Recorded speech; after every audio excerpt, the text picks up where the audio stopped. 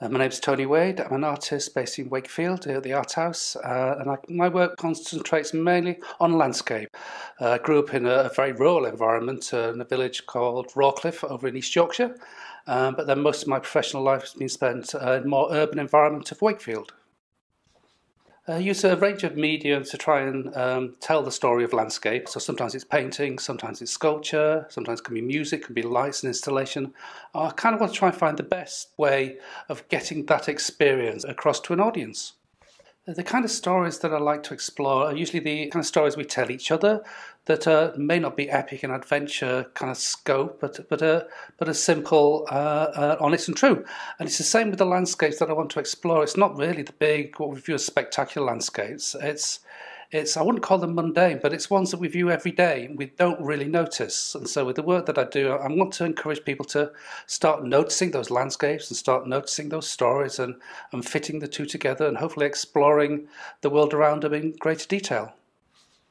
I first came across the story of Andromeda when I was working on it's a heritage project with an arts organisation. We were looking at the glass industry of Nottingham, because the glass industry is incredibly important to the town because there's 3 big glass factories and it's a big kind of source of income.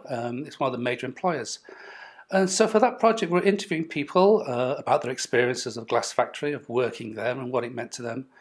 And during the course of those conversations, someone told me about this story of Andromeda, about the fact that it was a popular figurine and that people would like to smuggle it out of the factory so they could keep their own version at home.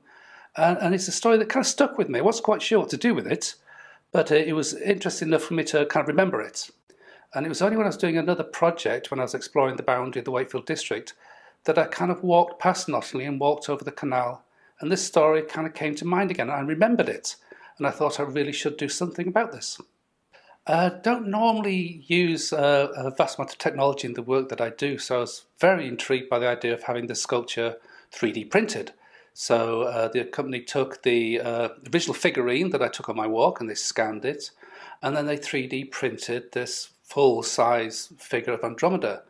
And normally my processes are quite simple and use very simple materials, so it's a real opportunity to explore something that I would never normally come across.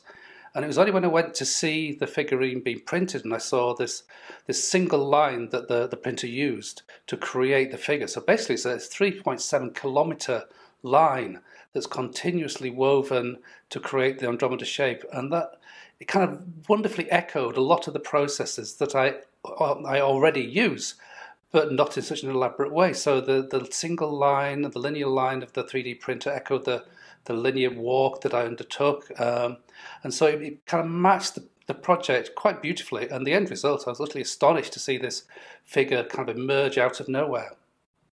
So this exhibition is very important to me because it is bringing together several strands of work, using the maps, using the walking, it's using music, it's using kind of visual and 2D and 3-dimensional forms, but it's also bringing in a level of technology that I would not have thought about using before.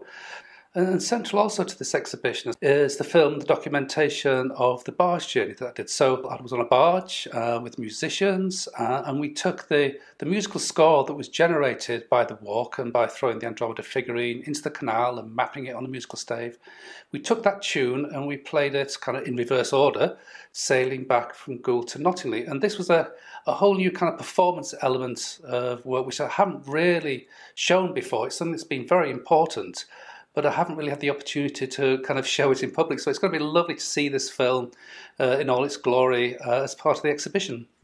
What I hope that visitors will take away from this exhibition is, well, hopefully they'll have the time to experience something in a leisurely manner, to take time to reflect upon the music and the story and the sculpture and the visuals. It's a chance for us also to pause and to think about, what is important to us? Are these objects important? Are these stories important? Is the landscape that these stories inhabit, is that important? And I think it's about taking that time to reflect and to think and enjoy those parts of our lives.